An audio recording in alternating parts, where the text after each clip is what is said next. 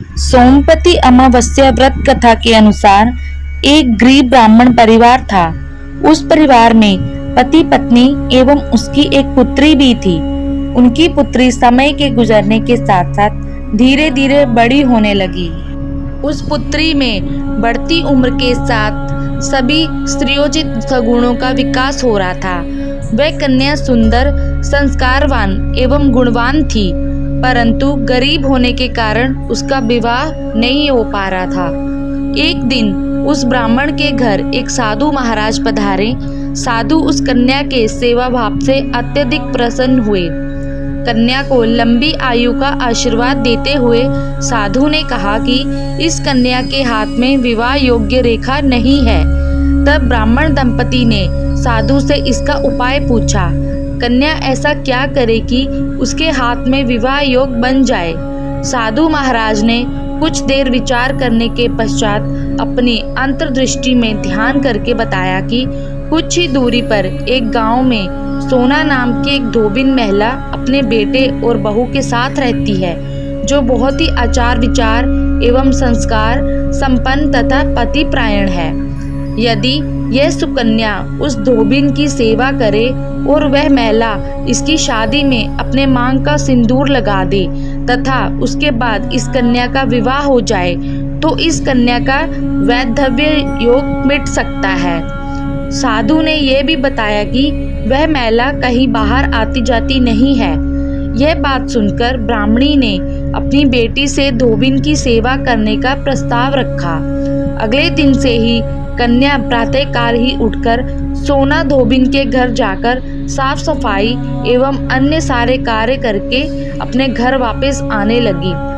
एक दिन सोना धोबिन अपनी बहू से पूछती है कि तुम तो सुबह ही उठकर सारे काम कर लेती हो और पता भी नहीं चलता। बहू ने कहा, माँ जी, मैंने तो सोचा कि आप ही सुबह उठकर सारे काम खुद ही खत्म कर लेती हैं। मैं तो देर से उठती हूँ। यह सब जानकर दोनों सास बहू घर की निगरानी करने लगी कि कौन है जो सुबह ही घर का सारा काम करके चला जाता है। कई दिनों के बाद धोबिन ने देखा कि एक कन्या मुंह ढके अंधेरे में घर में आती है और सारे काम करने के बाद चली जाती है। जब वह जाने लगी तो सोना धोबिन उसके पैरों पर गिर पड़ी। पूछने लगी कि आप कौन हैं और इस तरह छुपकर मेरे घर की चाकरी क्यों करती है। तब कन्या ने साधु द्वारा कही गई सारी बात बताई।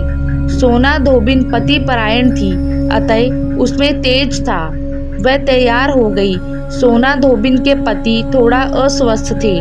उसने अपनी बहू से अपने लौट आने तक घर पर ही रहने को कहा। सोना धोबिन ने जैसे ही अपने मांग का सिंदूर उस कन्या की मांग में लगाया, सोना धोबिन का पति मर गया। उसे इस बात का पता चल गया। वह घर से निराजल ही चली थी।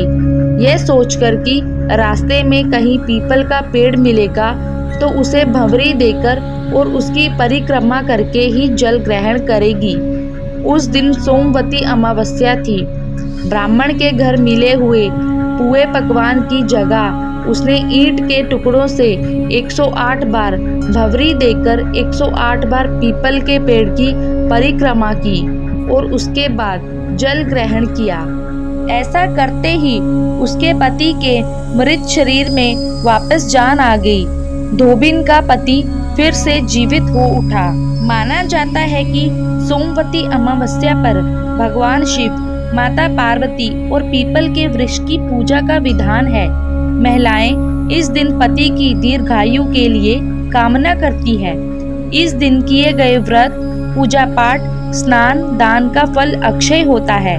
मान्यता है कि इस दिन तीर्थ पर स्नान करने से कभी खत्म नहीं होने वाला पुण्य प्राप्त होता है।